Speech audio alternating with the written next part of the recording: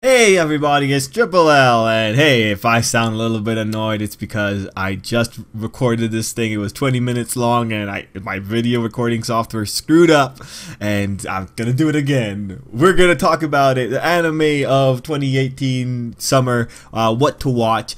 What the video is pretty much going to be, we're going to go through the list of AniChart, the top 10 anime on AniChart according to the popularity thing, and talk about it. And I'm mostly going to be fishing your guys' opinions. I want to know if there's anything that you guys are really interested in that we could pick up on the channel. This time, I really do want to make more content, but life and health, those are usually the things that keep me from making content. But I would like to do more, and having more anime to watch might be something that helps make more content to some degree. So yeah, I would really greatly enjoy your opinions. If you have anything that you would highly recommend, I could at least give it a look and check it out. Ideally, we pick up a bunch of shows and I do supplementary content for it, and we all have a fun time with this whole anime season. Now summer is kind of weird. It only has a few standouts that I myself know. That's why I'm also like fishing you guys' opinions. And also very quickly, because the people watching this usually are the people that care about the channel. I've talked to my associates on Discord, really my one main associate, and we've come to the conclusion that 9 business days have passed last time we spoke, I think, which means ideally, if I have not been sued, the channel's gonna be coming back maybe this week. I was hoping that it was gonna come back on Thursday, this past Thursday. It didn't happen, but really I don't think I'm being sued, so I'm hoping for an email tomorrow on Monday saying, hey, your channel's back, and I can just go back to normal and just if only. But guys, otherwise, to everyone who's on this channel and has been supporting, guys, thank you so much. I really appreciate it. I'll have a proper thank you video when we win this and get the channel back, but I'm pretty sure I'm not getting sued. Anyway, enough sad stuff. Let's talk about the new season. So we're gonna look at the top 10 shows first, and then we're gonna talk about the other ones that stand out. We got Attack on Titan Overlord Season 3, this one that's a horror, the new Isekai or the Other World show. We have cute girls doing cute things, this time badminton. We have Fully Cooley. We have Island, a visual novel. I believe it's a drama and a sci-fi, but I think it's also a romantic one because it's a visual novel, obviously. We have Banana Fish, a mystery.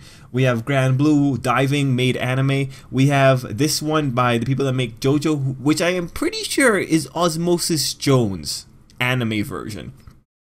We have this thing, and we have Harukana Receive. I'm pretty sure those are top 10. So that's 2, 4, 6, 8, 10. Oh, no, yeah. Okay, so that's top 12. So those are what we got for the top 10. We'll talk about them first. Attack on Titan. Okay, Season 3 is coming up. Last time I did kind of cover the anime for Attack on Titan. That said, I really do not like covering the anime for the shows that I already know the manga for. Mostly because it's not as exciting. I can't really speculate because it's not the same, right? So if you guys want Attack on Titan covered, let me know. But this is the type of thing where it becomes more of, like, when you look at My Hero Academia, I technically sometimes cover the anime, but man, I try so hard to like make that video into something else. I don't like just doing impression videos for the Hero Academia anime unless there's a really cool topic in it, and sometimes there really are. But what I did instead was the manga anime differences. So if Attack on Titan is something you guys want to see covered, it will most likely be something that I make supplementary content for. So when I say supplementary content, I usually mean things that aren't really just the episode impression videos, but maybe things like fact videos, top 10 videos, cool concepts in Attack on Titan and how that kind of relates. Maybe if we can find some mythology, we can probably talk about some mythology here and there. It'd be cool, like things like that. I would love to do more supplementary content like that, because that content is a little bit more interesting, and it's content that maybe you can't find in other channels. I kind of want to bring like things that are unique to this channel for you guys. And one of the things I can definitely offer is mythology, because I have a lot of reference books for mythology. Okay, moving on. Overlord Season 3. I covered Season 2. Season 3 is going to be amazing. I have not been spoiled. I'm obviously going to cover it. I don't think I'm going to spoil myself like I did for Season 2, because I'm pretty sure that the online translations are not up to date to Season 3, I think. And I have not checked to see if there is a light novel translation going on for Overlord, if it's far enough. But Overlord is one of those series that I would sit down and buy the light novels for, because hey, it's a good series. Like, it's this one, Overlord. It's How to Pick Up Girls in a Dungeon, and Death March, and maybe, depending on how it goes, Irregular Magic High School. Those are the 4 series that I would definitely buy the light novels for. No questions asked. I'd buy all of them. I would love to support it. Okay, moving on, we have this other one, Satsuruki no Tenshi. I think I pronounced that right. It is a video game based adaptation. It has 16 episodes. Holy, wait, that's not right. That's different. Huh. I feel this is going to be an annoying adaptation to follow. It's a video game adaptation. It's pretty much a locked room. People have to get out of a room, and it has horror elements. Overall, it's interesting. It's interesting that it's so high on this list. Guys, let me know. But I'm not really thinking. I don't think I'm going to follow this one. Unless big demand happens. Going into this one, the Isekai, the new Isekai, I'm not going to pronounce all that. It's pretty much a guy gets teleported to another world. He used to play a video game. In the video game, he was playing the persona of a demon lord, a big bad, a villain. He gets teleported to the other world as that villain, as that persona. And now he has to get involved in that world's plot. Now, the Isekais are always going to have a few tricks that we've seen hundreds of times before.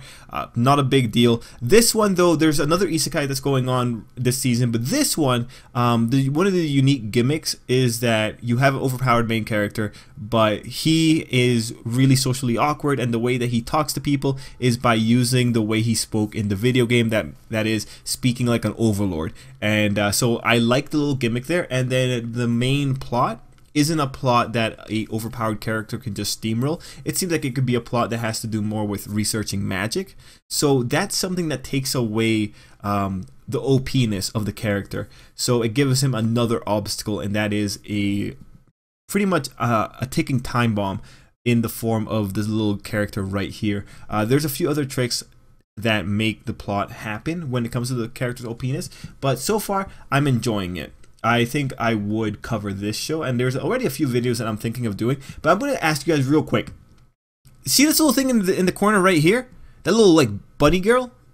That rabbit with the pink hair, I'm pretty sure I've seen a variation of this type of character before, but I cannot place it. Guys, do you know any girls in anime that have pink hair and have these, like, white little, like, pieces of cloth as an excuse for, yeah, this horrible excuse for cloth covering her body? Like, any girls with pink hair and white outfits or white togas, let me know, because I'm pretty sure I've seen this type of character design before. I'm not even going to talk about the blonde elf. Like, there's so many blonde elves in anime. Like, man, not even going to joke about it. Moving on. Badminton. No, I don't care. Look, there's another girls doing cute thing anime, or a girl sports anime going on this season, and we'll talk about that one. But I have no interest in looking at sports. I don't go to anime for sports. I go to the bar for sports. Moving on, Fooly Cooly. I'm not caught up with Fooly Cooly, so I'm not going to follow it unless I catch up like really quickly. Island. It's a visual novel. It's little girls. I'm not really feeling it. My friend Kara is saying like, yeah, it could be good. I'm not feeling it. Banana Fish seems like a pretty cool mystery. It seems like it could be like slightly realistic. It's got some cool little like tricks here. I'm not sure if I'm gonna watch that, but let me know. Moving on, Grand Blue, diving made into an anime. I used to dive a lot. I'm kind of interested in just seeing like how they portray it, but at the same time, not really. I don't really need to see a slice of life type of thing, people diving. I could just watch Discovery Channel for that. The other one is JoJo's People Making Osmosis Jones the anime. So the reason I'm saying that is because the description itself says it starts off, the average human body contains about 60 trillion cells and each of them has work to do. But when you get injured, viruses or bacteria invade, or when an allergic reaction flares up, everyone from the silent but deadly white blood cells to the brainy neurons have to work together to get through the crisis. So obviously it sounds like they're talking about, this is a show based around the stuff that goes on in your body, which I think could be very interesting. Osmosis Jones was really interesting. It'd be interesting to see how you could work in plots based on illness. That's pretty cool. And it's being done by the guys that I'm pretty sure do JoJo's Bizarre Adventure. Correct me if I'm wrong, but I think it could be worthwhile. Now, those are the top 10. We're going into the other ones, and we're not really going to talk about them all. We're just going to talk about the ones that I already know a little bit about, or a little bit of a standout. So the first one, Harukana Receive. It's pretty much girls playing beach volleyball. And it's actually interesting in a similar way to the Keijo anime, in that in the first episode, I did not spot a single man. Even in the background, I did not spot a single man. I don't know if there's any men in this world. That said, how do I feel about it as a show? I've seen the first episode. Well, I'm gonna tell ya, it's a really pretty anime. It's really pretty. The art's really nice. The girls obviously are made to look really good because that's how they're gonna get people to buy it. But like the first episode, there's the main girl who wants to be good at volleyball and wants to take down her rival, who turns out to be a high school champion. And just on that first episode, like, the rival is just so annoying. Like, oh my god, she's unnecessarily edgy. Holy man, look, she's one of those character archetypes where she just is emotionless or like kind of muted, and she just takes her craft very seriously. She takes her game very seriously, but she also has some serious emotional and abandonment issues, I think, and I'm just not feeling it. The thing with the sports anime is that sometimes they need to throw in some extra plots in there, like some extra melodrama to kind of spice it up, because they can't carry it with just a ball being thrown around. And it's just, man, it's just the most kind of annoying kind of plot to deal with. And the thing is too, because they're teenagers, you can justify that they're just teenagers being teenagers. Because yeah, you know, like when you're a teenager, like shit's pretty tough. Life's tough. Like your emotions are going at a high, puberty's kicking in, things are going crazy. So it's one of those anime where I just don't want to sit down and watch melodrama. I'd be totally fair. I'd be totally okay watching melodrama in a fantasy setting. I'm not okay watching melodrama in just a nice little setting of girls playing volleyball. It's just okay. That's my rant for that. I don't know, man. That girl just annoyed me, man. The rival for this show just really annoyed me. Oh wow, I was so annoyed. Next up, Yuragiso no Yunasan. I think it's the Ghost of the Hot Spring, something like that. Now this one's interesting because this is the new Shonen Jump series. It's an ecchi, or a perverted one, and it's coming from the same magazine that makes Hero Academia. Now the thing is, this manga has over 100 chapters, I'm pretty sure. It has a supernatural element, and it has like the romance element, right? As far as I'm concerned, this anime is the one that's most likely to get a bunch of people, or get the majority of viewers liking it. Just because, like, if this thing has made it past 100 chapters in Shonen Jump, it means that it has a formula for mass appeal, right? So that's what we're going to be seeing, and I'm more curious as to what kind of reaction we're going to see from the anime community in general. And when I mean that, I mean, like, usually when you have these kind of shows coming up, the ones that are going to be like really popular, that might not necessarily be good, and I say good with quotations because like now we're talking like super hardcore anime critic speak. You'll usually see a reaction that people are going to be saying, or going to be pointing out, like, this is a really terrible anime, or this is going to be like, hey, this is how this anime does old things in cool new ways. Those are the kind of videos that you would see in reaction to when you're having a show that's really popular, because most of the anime creators are going to want, or sorry, the anime content creators are going to want to be going and talking about what's popular, right? Now, what's interesting is that this show isn't that high up on this list. Which tells me, it worries me a little bit. I want this show to be popular because I want to see the reaction that the anime community on YouTube is gonna have. And you know, I talk about the other content creators, but like I'm the same. Like I'll pick a show and I'll make supplementary content for it if I think it's interesting enough. It's just how the ecosystem works on the YouTube side of things. But yeah, I'm curious. I think I am going to cover it because I need something to replace High School DxD. But let's continue. This Happy Sugar Life. This was interesting because we were reading it initially. It seems like it's a show that involves murder at some point. Let me just find that little line there so I can just read it out for you guys there. Santo may seem sweet and innocent, but there is nothing she won't do to protect their life together, including committing murder. But from where did she acquire the little girl, and how long can their happiness last? So it's that kind of thing. That was interesting. I think I'm gonna watch the first episode just to see like how crazy it's gonna get. It has drama, horror, mystery, and it's psychological.